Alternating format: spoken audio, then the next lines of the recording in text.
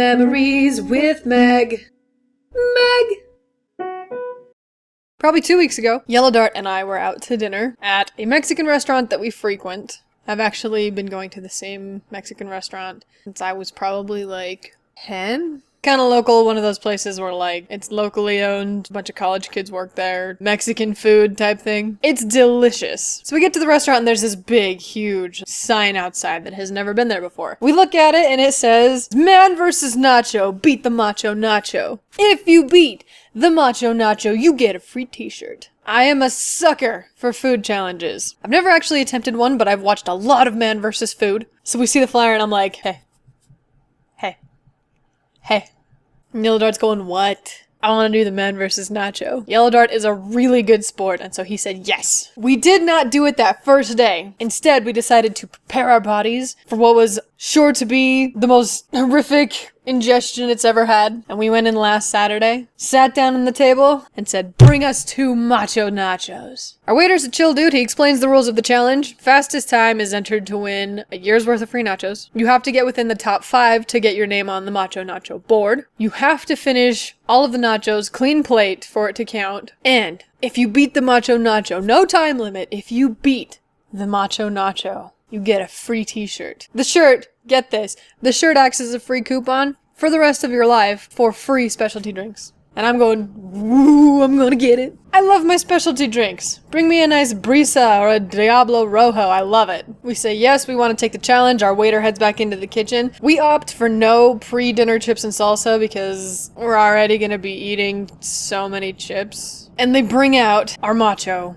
Nacho. It's on a plate this big, and I would say they got an entire bag of chips, dumped it on the plate, and they smother it with cheese, of course, it's nachos.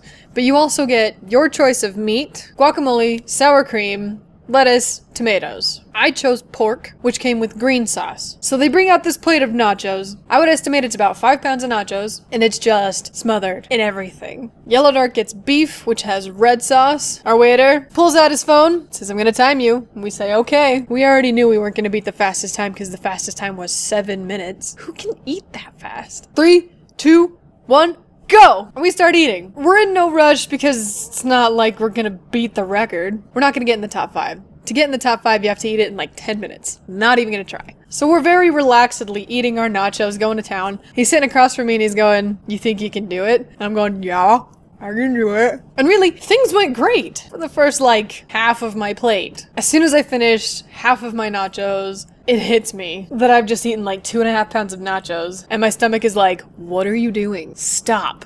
So I'm sitting there. Yellow Dart is still going strong. And I go, uh-oh. He looks at me and he's like, what? And I go, nothing. Not a thing. And I keep eating. This whole time, Yellow Dart has been going strong. He has a good pace going. He's making sure that he's thoroughly chewing all of his chips, not getting any chip shards in his throat. And at the half-hour mark, boom, last chip, he finishes. I'm going, yay. Because I still have about a quarter of my plate left. And I want to die. Now, he's sick, but he's doing a lot better than I am. I mean, he's also twice my size, but whatever. But I want this. I want the t-shirt. Yellow Dart's done, so I'm trying to have him talk to me to keep me distracted. I don't want to think about the food that I have to put in my mouth. I want to be distracted. He's talking to me about his job, which I know nothing about. He's an accountant. He does numbers, and I'm like, okay, numbers, cool. He's talking to me about TV shows he's been watching. Things that I'm just like, uh-huh.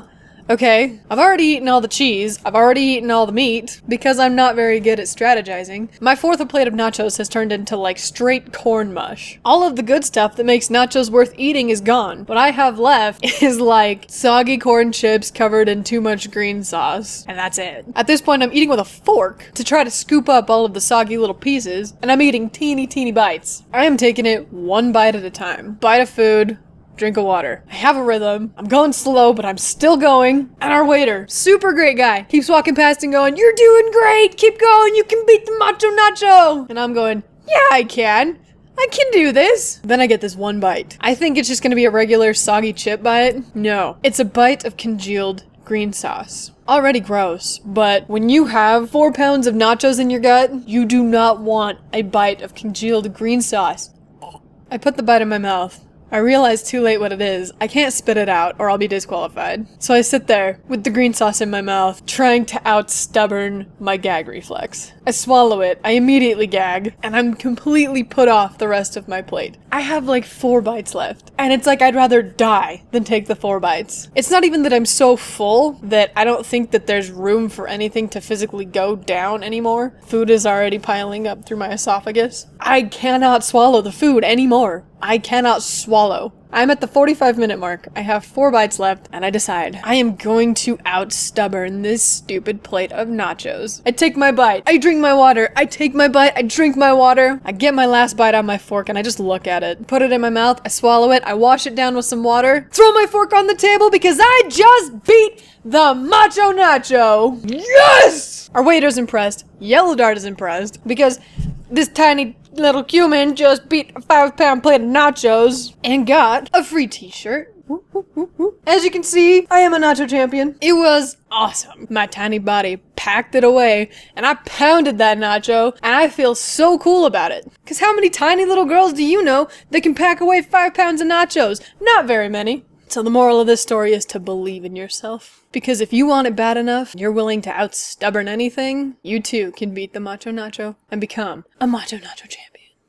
At one point I remember thinking, what am I doing? I don't even like nachos that much. And then I kept eating anyway. So until the next food challenge, stay sweet.